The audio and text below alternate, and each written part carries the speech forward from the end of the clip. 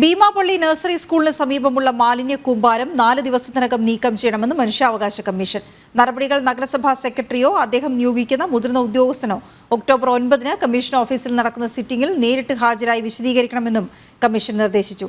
നഗരസഭയുടെ നേരിട്ടുള്ള നിയന്ത്രണത്തിൽ പ്രവർത്തിക്കുന്ന ഭീമാപള്ളി നഴ്സറി സ്കൂളിലെ കുട്ടികൾ അനുഭവിക്കുന്ന ദുരിതം ജനം ടിവിയാണ് പുറത്തെത്തിച്ചത്. ജനം ഇംപാക്ട്.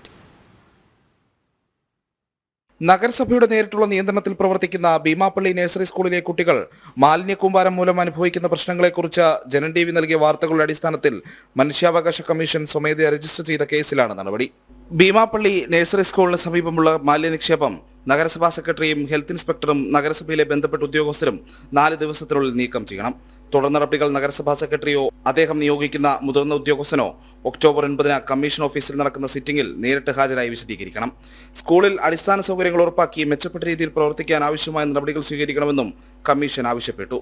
ഇതിലേക്കായി നഗരസഭാ സെക്രട്ടറിക്കും സ്കൂൾ അധികൃതർക്കും മുൻകൂർ നോട്ടീസ് നൽകിയ ശേഷം വനിതാ ശിശു വികസന വകുപ്പ് ഡയറക്ടർ നിയോഗിക്കുന്ന ഒരു മുതിർന്ന ഉദ്യോഗസ്ഥൻ സ്കൂൾ സന്ദർശിക്കണമെന്ന് കമ്മീഷൻ ഉത്തരവിൽ പറയുന്നു. എന്തൊക്കെ അടിസ്ഥാന സൗകര്യങ്ങളാണ് സ്കൂളിൽ അനിവാര്യമെന്നതിനെക്കുറിച്ച് വനിതാ ശിശു വികസന വകുപ്പ് ഡയറക്ടർ 1 മാസത്തിനകം കമ്മീഷനിൽ റിപ്പോർട്ട് സമർപ്പിക്കണമെന്നും ഉത്തരവുണ്ട്. മത്സ്യഭവന്റെ 2 ഓഫീസുകൾക്ക് നടുവിൽ ഒറ്റമുറിയിലാണ് നഴ്സറി പ്രവർത്തിക്കുന്നത്. പിഞ്ചു കുഞ്ഞുങ്ങൾ പഠിക്കുന്ന ക്ലാസ് മുറിക്ക് സമീപം മാലിന്യ കൂമ്പാരമാണ്. കളിപ്പാട്ടമോ കളിസ്ഥലമോ ഇല്ലാതെ കുട്ടികൾ വീർപ്പുമുട്ടുന്നതിനാണ് ഇതോടെ നടപടിയാകുക. ജനം, തിരുവനന്തപുരം.